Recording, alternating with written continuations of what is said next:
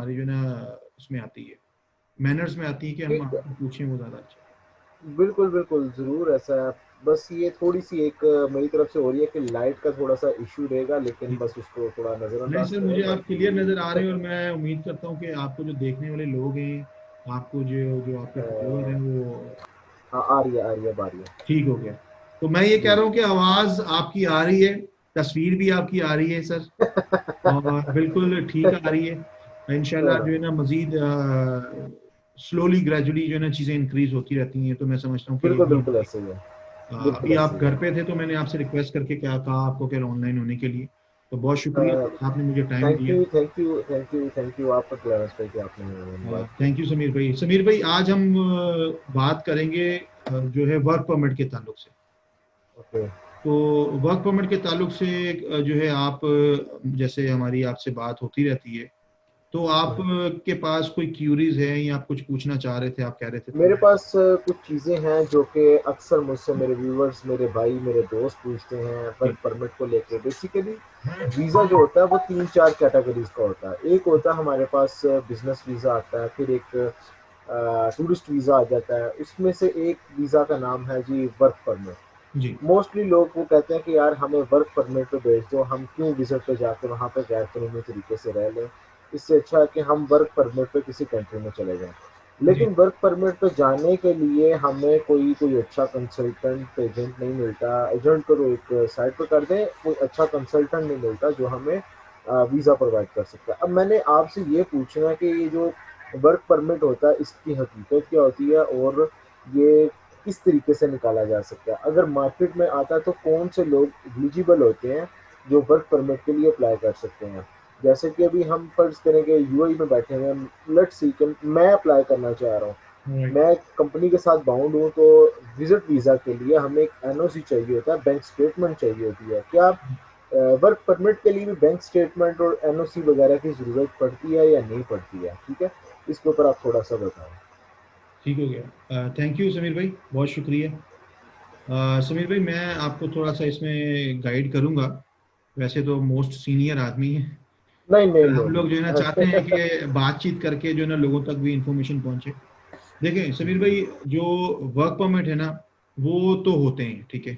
Shenzhen country हो गया, Canada हो गया, यूएस हो गया, या कोई भी कंट्री है, न्यूजीलैंड हो गया, ऑस्ट्रेलिया हो गया, इसमें वर्क परमिट्स तो होते हैं। मगर जो वर्क परमिट डिपेंड करता है कि वर्क परमिट किस कैटेगरी का है। मैंने जी आपसे जो डिस्कस किया था, जो मैंने आपको डिटेल दी है कि वर्क परमिट के ताल्लुक से मेरे पास जो भी वर्क परमिट आए हुए हैं, मैं थ्रू मेडिएटर करता हूँ, यानी मेरे साथ जो है ना वो सॉलिसिटर्स, लॉयर होते हैं, ठीक है, जिनके थ्रू मैं ये काम करवाता हूँ। थोड़े से चार्जेस इस तरह होते हैं, बट जाहिर सी बात है, जो भी काम कर रहा होता है थोड़े बहुत चार्जेस तो वो चार्ज करते हैं। मगर किस वर्क बात परमिट है? उसमें श्योर होता है कि वर्क परमिट हो जाएगा। मेरे पास देखें कैटेगरीज होती हैं, देखें ब्लू ब्लू जॉब होती हैं, ब्लू कॉलर जॉब होती हैं, व्हाइट कॉलर जॉब्स होती हैं, बट मैं जो फोकस करता हूँ वो ब्लू कॉलर जॉब पर ही फोकस करता हूँ, क्योंकि ब्लू कॉलर जॉब जो है वो ज्यादा है बनिस्बत व्हाइट कॉलर जॉब के। व्हाइट कॉलर जॉब जो होती हैं वो बहुत कम होती हैं, उस पर फोकसली मैं इतना काम नहीं कर पाता हूँ। बट जो ब्लू कॉलर जॉब्स हैं वो मिडिल क्लास जो लोग होते हैं, या फिर जो इस तरह के मजदूर तबका जो लोग होते हैं, उनके लिए बड़ी हेल्पफुल हो जाती है। तो बेसिकली जो हमारे मिडिल क्लास है उन्हीं को वर्क परमिट की जरूरत होती है, जो एग्जैक्टली, एलीट क्लास है उसको वर्क परमिट की कोई जरूरत नहीं है, वो टूर करके आके अपना बिजनेस कर रहा है। ये हम एग्जैक्टली। जैसों के लिए है, मिडिल क्लास लोगों के लिए जिन्होंने बाहर जाके अपना फ्यूचर बनाना है उनके। फ्यूचर, जी अच्छा जी जी, समीर भाई, मेरे अभी मैं पास आपसे, मतलब जी जी, जी डी कैटेगरी का मेरे पास जो है ना वर्क परमिट के ताल्लुक से मेरे पास कुछ क्यूरीज है, मैं आपको बता देता हूँ, जिसमें मैं काम कर भी रहा हूँ। और मेरे पास इस वक्त जो है वो हंगरी, पुर्तगाल और लैटविया, ठीक है जी, और स्टोनिया, इनके वर्क परमिट हैं। बट मैं इनके अंदर से भी हंगरी और पुर्तगाल को डील कर रहा हूँ, ठीक है जी। पुर्तगाल को ज्यादा फोकस इसलिए ले रहा हूँ कि पुर्तगाल का जो दुबई से मार्केट है वो थोड़ा डिफरेंट है, सिनेरियो थोड़ा डिफरेंट है, क्योंकि दुबई में ऑलरेडी जो है वो पुर्तगाल एम्बेसी, यानी पुर्तगाल एम्बेसी खुल गई हुई है, और वो एक्सेप्ट भी कर रहे हैं वर्क वर्क वीजास, ठीक है ना। तो इसलिए मैं जो है ना मैं फोकस उस पर कर रहा हूँ, ताकि हमारा क्लाइंट जो है ना वो डिसअपॉइंटेड ना हो, डिसएग्री ना हो किसी बात को लेकर के, यार मेरा वीजा नहीं लगा। तो मेरी कोशिश वो हो रही है कि जहां पर जो वीजा लगने के चांसेस ज्यादा है, मैं उसको फोकसली कर रहा हूँ। जैसे कि पुर्तगाल है, तो पुर्तगाल का मेरे पास डी कैटेगरी का वीजा है, 1 ईयर टू 3 इयर्स तक की एम्प्लॉयमेंट होती है, मगर मोस्टली लेकर चले आप 1 ईयर तक का जो होता है वो वीजा निकलता है, 1 साल का वीजा होता है, तो वो हम करा के देते हैं पुर्तगाल का वर्क परमिट। पेमेंट डिटेल्स और सारी चीजें जो है ना वो मतलब क्लाइंट जब हमसे बात करते हैं, जो लोग रियली इंटरेस्टेड होते हैं, टाइम पास करने वाले लोग नहीं होते हैं, तो फिर मैं उनको पूरी डिटेल देता हूँ, क्योंकि मोस्टली लोग ऐसे भी होते हैं जो टाइम पास करते हैं, कॉल्स करते हैं, किसी के लिए इन्फॉर्मेशन ले रहे होते हैं, तो वो भी थोड़ा सा डिफिकल्ट हो जाता है, क्योंकि बहुत सारी चीजें हम एक साथ नहीं कर पाते। जी बिल्कुल ऐसे ही है। अच्छा, मैं एक चीज़ पूछना चाह रहा हूँ कि आजकल 2-3 कंट्रीज़ हैं ऐसे हैं कि जिनके वर्क परमिट बहुत ज़्यादा मार्केट में चल रहे हैं। पुर्तगाल चल रहा था, माल्टा चल रहा था। जी तो अगर हम कंपैरिजन करते हैं तो हमारे लिए जो पुर्तगाल है वो बेटर देन ऑप्शन है माल्टा से, या फिर क्या आप कहते हो? अभी आप जैसे एस्टोनिया की भी बात कर रहे हो, हंगरी की भी जी बात कर रहे हो, तो कौन सा इनमें से अगर चूज करें जिनकी वीजा सक्सेस रेशियो अच्छी है, या जो आप चाहते हो कि लोग अप्लाई करें तो उनकी सक्सेस रेशियो अच्छी हो, रिजेक्शन के कम चांसेस हैं, वो कौन सा कंट्री है इनमें से? ठीक हो गया समीर भाई। जो रेशियो को अगर काउंट करेंगे ना आप, कंपैरेटिवली पुर्तगाल का जो रेशियो है वो अच्छा है। माल्टा, स्टोनिया, ठीक है, और जो दूसरी कंट्रीज हैं उनके भी ठीक है, रेशियोज अच्छे हैं। बट राइट नाउ जो है वो पुर्तगाल में मैंने कुछ वीजाज अप्लाई किए थे, उनका रिजल्ट अच्छा है। बट क्लाइंट समटाइम ऐसा होता है, कुछ क्लाइंट ऐसे होते हैं वो कहते हैं हमें स्क्रीन पर नहीं आना, मैं टेस्टिमनी शेयर नहीं करना चाह रहा हूँ, या मेरा वीजा आप शेयर ना करें।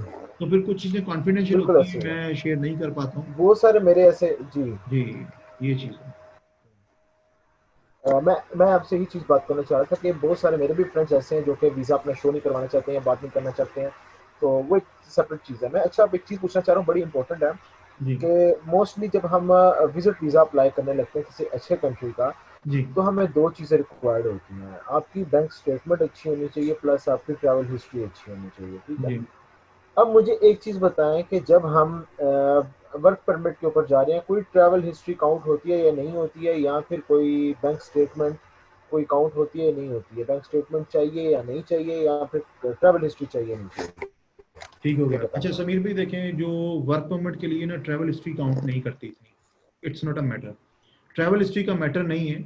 बट अगर आपकी ट्रैवल हिस्ट्री होती है तो दैट इज प्लस पॉइंट, ठीक, क्योंकि हमको एक जो दुबई का जो सिनेरियो है थोड़ा डिफरेंट है। पाकिस्तान, इंडिया, बांग्लादेश, वहां से डिफरेंट सिनेरियो है। दुबई से थोड़ा जो सिनेरियो वो डिफरेंट है। यानी दुबई से अगर आप अप्लाई करते हैं तो दुबई की गवर्नमेंट की जो जो VFS एम्बेसी से हम अप्लाई करते हैं, तो वहाँ एक सिस्टम डिफरेंट है। ये लोग क्या करते हैं कि इन्होंने एक सिस्टम बनाया हुआ है। अगर आप वर्क परमिट उनके पास लेकर जाते हैं तो वो आपसे डॉक्यूमेंट्स रिक्वायर्ड करते हैं, जिसमें 6 मंथ का बैंक स्टेटमेंट होगा, कंपनी की तरफ से एक परमिशन होगा जिसे NOC लेटर कहते हैं, ठीक है जी, आपका वाइट बैकग्राउंड का फोटोग्राफ होगा, ठीक है, आपकी जो है वो इसके अलावा इंश्योरेंस होगी, क्योंकि टिकट और होटल बुकिंग जो है वो आपको जो है वो कंपनी प्रोवाइड करती है। तो इनको जो है ना, आपकी एम्बेसी को ये डॉक्यूमेंट्स रिक्वायर्ड होंगे, जिसमें आपका 6 मंथ का बैंक स्टेटमेंट होगा, आपका वीजा पेज, पासपोर्ट पेज, यानी उनको जो आप करंट सिचुएशन में, यानी आप एम्प्लॉय है ना ऑलरेडी किसी कंपनी के अंदर, तो वो कंपनी की डिटेल्स तो उनको चाहिए ना। अच्छा, मुझे एक चीज़ बताएं, अगर बैंक स्टेटमेंट कोई अच्छी नहीं है, मुझे तो एक आपने बैंक स्टेटमेंट के ऊपर बताना है, क्योंकि हमारे जो दुबई के अंदर बैठे हुए जो लोग हैं वो ज़्यादातर दो चीज़ों के ऊपर आके फंसते हैं। एक बैंक स्टेटमेंट के ऊपर फंसते हैं, और एक ऑफर लेटर, कंपनी की तरफ NOC। NOC लेटर के ऊपर पढ़ते हैं, जी ठीक है? जी। मुझे सबसे पहले आप ये बताएं कि जो बैंक स्टेटमेंट है वो कितनी होनी चाहिए, और एक और साथ ही क्वेश्चन मेरा ये भी है कि कौन कौन से बंदे एलिजिबल हैं इस चीज़ के लिए, यानी कि इंडिया, पाकिस्तान, बांग्लादेश, कौन से लोगों की वीज़ा पाकिस्तानी है, क्योंकि हम पाकिस्तानी हैं, तो मोस्टली पाकिस्तानी हमसे कांटेक्ट करते हैं कि भाई हमें बाहर जाना है, बताओ। तो ऑलराइट, पाकिस्तानियों की वीज़ा सक्सेस रेशियो क्या है? ठीक है। समीर भाई, जो पाकिस्तानी, इंडियन और अगर कंपैरेटिवली आप देखें ना, तो इंडिया का जो अप्रूवल रेशियो है वो अच्छा है। किसी भी वीजा में ले लें, वो इवन वो वर्क वीजा हो या फिर रेजिडेंस वीजा हो, उनका कंपैरेटिवली उनका रेशियो थोड़ा अच्छा है। बट पाकिस्तान का भी इट्स नॉट बैड, यानी ऐसा नहीं कि पाकिस्तान का नहीं लगता, पाकिस्तान के भी वर्क परमिट होते हैं, शोर शोर होते हैं, ठीक है जी। अच्छा, दूसरा आपने कहा था बैंक स्टेटमेंट का, राइट? बैंक स्टेटमेंट का बोला था ना आपने? जी जी, बैंक बैंक स्टेटमेंट। स्टेटमेंट का ये देखें, बैंक स्टेटमेंट का आपका सैलरी कंसिडर करती है एम्बेसी या कॉन्सुलेट जो होती है ना, वो आपकी सैलरी कंसिडर करती है कि आपकी सैलरी कितनी आ रही है।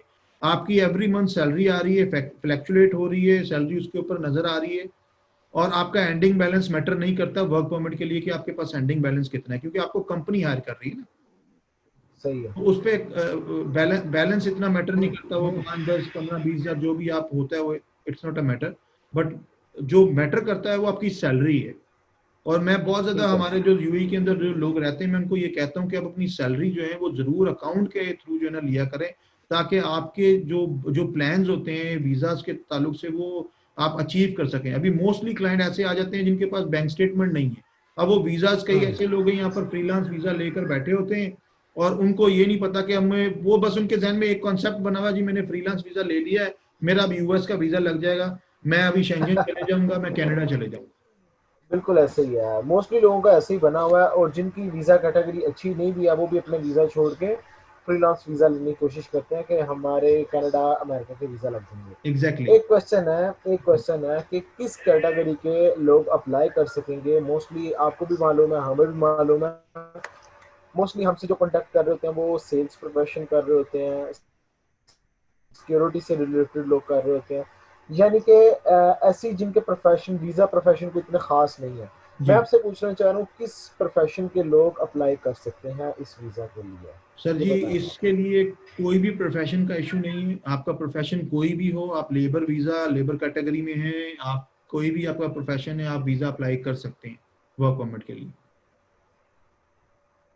हम्म, इसकी जो ठीक है। सैलरी है मैं एक आपको क्वेश्चन थोड़ा और बता है दूं। मेरा ये कि जी जी बताएं, आप पूछें। आप सैलरी का बता दें, फिर मैं अगला नेक्स्ट लेकिन सैलरी क्वेश्चन इसके करता अंदर हूँ जो कि है ना सैलरी वो का बता दें 500 यूरो से पहले। लेकर 700 यूरो तक सैलरी होती है। फूड अकोमोडेशन जो है आपको कंपनी प्रोवाइड करेगी। ठीक है जी। वीक के अंदर एक छुट्टी मिलेगी आपको। 6 मंथ के अंदर आपको टीआरसी मिल जाएगा। आफ्टर 5 ईयर जो है आप अपना पासपोर्ट भी अप्लाई कर सकते हैं। तो मैं समझता हूँ कि दैट इज जी, वेरी, मतलब ये सिनेरियो है और बड़ा जबरदस्त प्लेटफॉर्म है जिससे मैं कहता हूँ कि आप ये बेनिफिट ले सकते हैं। यानी इसका मतलब ये नहीं है कि जैसे दुबई के हम आज़ाद वीज़ा ले लेते हैं और कोई जॉब होती नहीं है पीछे, जैसे फ्रीलांस वीज़ा की हमने बात की है, वीज़ा तो ले लिया है लेकिन कोई जॉब नहीं है, हमने जस्ट ब्लब के लिया आगे किसी कंट्री में जाने के लिए। जी अभी जो पुर्तगाल या फिर जो भी हंगरी का हो रहा है प्रोसेस, ये किसी कंपनी के थ्रू हो रहा है। जब ये वीज़ा लगेगा डायरेक्ट बंदा कंपनी में जाएगा या फिर सिर्फ उसको वीज़ा दे दिया जाएगा, क्या वो कहीं पे भी काम कर सकता है, या जस्ट वीज़ा मिलेगा कंपनी में जाएगा, या फिर वो कहीं पे भी काम कर सकता है? इस चीज़ के ऊपर आप बताएंगे। Sir, it's it's a work permit और प्रॉपर वर्क परमिट है, आज़ाद वीज़ा नहीं है, हम तरह की इंक्वायरी नहीं है। ये प्रॉपर वीज़ा होगा, आपकी सैलरी होगी, आपको जॉब करनी होगी।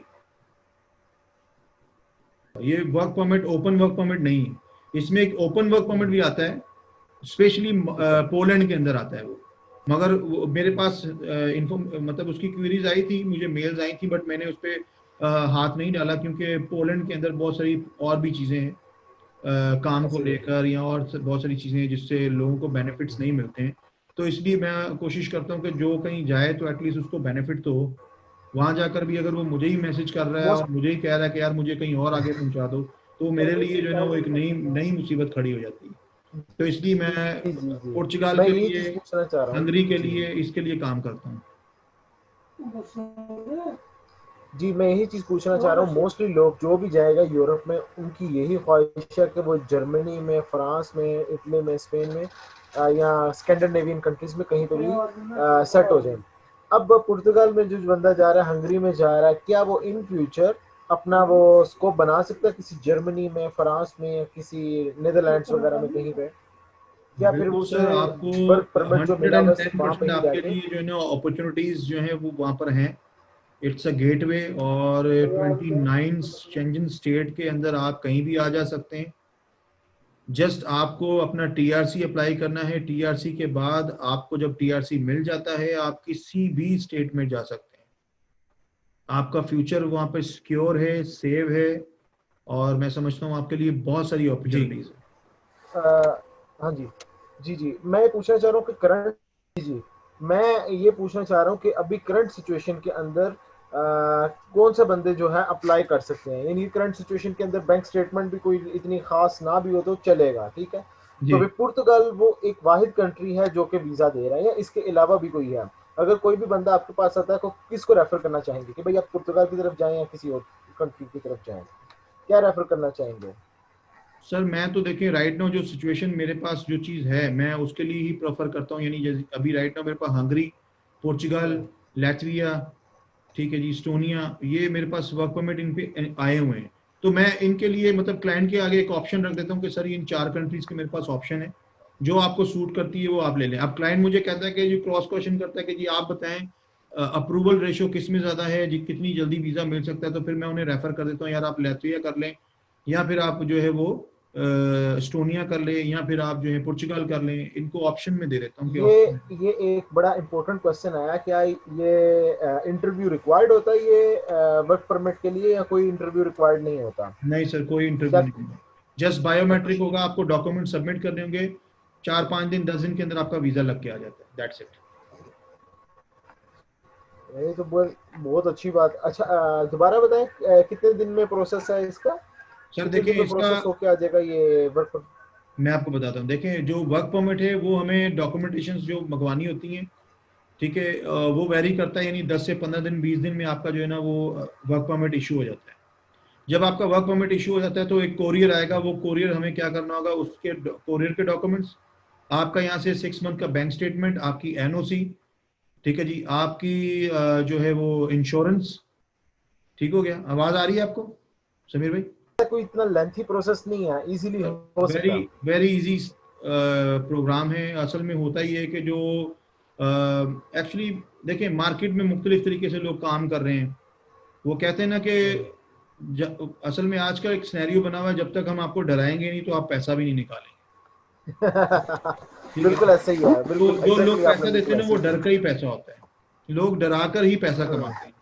अगर मैं आपको डरा कर बिल्कुल पैसा ऐसे ही। कमा रहा हूँ, तो मार्केट में जो सिचुएशन चल रही है वो यही है। तो हम लोग बिजनेस जो कर रहे हैं, जो कंसल्टेंसी करते हैं, वो हमारी कोशिश ये होती है कि क्लाइंट के साथ हम लोग विन विन सिचुएशन में काम करें।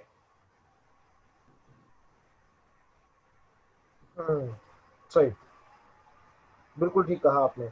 एक्चुअली ना मार्केट के अंदर ऐसे लोग बैठे हुए हैं जिन्हों क्योंकि मार्केट में ना वर्क परमिट का काम ज़्यादातर लोग करते नहीं हैं, विजिट वीज़े का कर रहे होते हैं। और वर्क परमिट में भी जो कर रहे होते हैं उनकी भी कुछ रिफ्यूजल्स होती हैं, कुछ उनमें से एजेंट बैठे होते हैं जो पैसा खा के भाग जाते हैं लोगों का। जी तो उस वजह से जो हमारे जैसे लोग हैं वो किसी को बिलीव नहीं करते हैं। एग्जैक्टली। तो ऐसे सब भाइयों को मशवरा है मेरा कि एक बार वो चांस लेके देखें, आए एक बार बात करके देखें। बात करने का इंसान कोई पैसा नहीं लेता। एक बार बात करके देखो, सिनेरियो समझो कि वर्क परमिट का सिनेरियो क्या है। वर्क परमिट और विजिट वीज़ा के अंदर, दोनों के अंदर ज़मीन आसमान का फ़र्क होता है। जी ठीक है, अगर इसके अंदर वर्क परमिट के अंदर ट्रैवल हिस्ट्री भी काउंट नहीं करती है। अगर कोई बंदा सोच रहा है कि मेरी ट्रैवल हिस्ट्री लाजिम चाहिए इसके लिए, तो ऐसा कुछ नहीं होता। ठीक है। और अगर विजिट वीज़ा की भी देखी जाए तो विजिट वीज़ा किसी भी कंट्री का आप उठा लें तो वो भी ये नहीं कहता कि हमें फलाने कंट्री की ट्रैवल हिस्ट्री ला के दो। आपके एग्जैक्टली। जो ट्रैवल डॉक्यूमेंट्स जो हैं, बैंक स्टेटमेंट या डॉक्यूमेंट्स दूसरे हैं, वो स्ट्रॉन्ग है, तो आपको अमेरिका जैसे कंट्रीज या बड़े बड़े कंट्रीज वो आपको वीज़ा दे देते हैं ब्लैंक पासपोर्ट के ऊपर भी, क्योंकि वो एग्जैक्टली। ट्रैवल हिस्ट्री काउंट नहीं करते हैं। अगर ट्रैवल हिस्ट्री हो तो वहां से आपका थोड़ा एज मिल जाता है, अच्छी मिल जाती है आपको, चांसेस होते हैं। सेम इसी तरह आता है वर्क परमिट। वर्क परमिट के अंदर किसी भी किस्म की कोई ट्रैवल हिस्ट्री काउंट नहीं करती है। अगर आप अप्लाई करवाना चाहते हो, एक बताओ और पूछो, आगे से क्वेश्चन करो, देन आपके क्वेश्चन क्लियर हो जाएंगे जी इंशाल्लाह। मेरे ख्याल में काफ़ी हमने जो है डिस्कशन किया इसके बारे में, फिर नेक्स्ट वीडियो बनाते हैं। ठीक है, अगर किसी भाई का कोई क्वेश्चन रह गया होगा तो वो कमेंट वगैरह करे, और हम नेक्स्ट वीडियो बना के उसमें सारा क्लियर कर देंगे, क्योंकि ऐसे ही है। बिल्कुल सर, क्यों नहीं। ठीक चले, ठीक है क्लैरस भाई, अभी मेरे ख्याल में वीडियो हो रही है लंबी। मैं कह रहा हूँ कि किसी भाई का कोई क्वेश्चन वगैरह कुछ क्यूरी होगी वो कमेंट भी कर सकते हैं। और क्लैरस भाई का नंबर भी चल रहा होगा स्क्रीन के ऊपर, वो डिस्क्रिप्शन में आपको अपना नंबर भी दे देंगे। अगर आप स्क्रीन पे नहीं देख पाओगे तो डिस्क्रिप्शन में जाके आप इनसे डायरेक्ट कॉल करके खुद भी पता कर सकते हो, इनके ऑफिस में भी आके देख सकते हो, ये अपना एड्रेस दे देंगे, ठीक है। और आप वहाँ पे आके इनसे बात कर सकते हो, बात करने के कोई चार्जेस नहीं होते हैं, अगर बंदे की समझ में आए तो देन आप अपना प्रोसेस करवा सकते हैं। नेक्स्ट वीडियो में मिलेंगे क्योंकि वीडियो हो रही है लंबी, जी इंशाल्लाह फिर इसी टॉपिक पे कंटिन्यू करेंगे इसी टॉपिक को। तो इजाज़त दीजिए, ठीक है ठीक है जान, सर, फिर बहुत शुक्रिया आपका। थैंक यू समीर भाई, okay, thank you sir, take care. वालेकुम सलाम। ओके जी।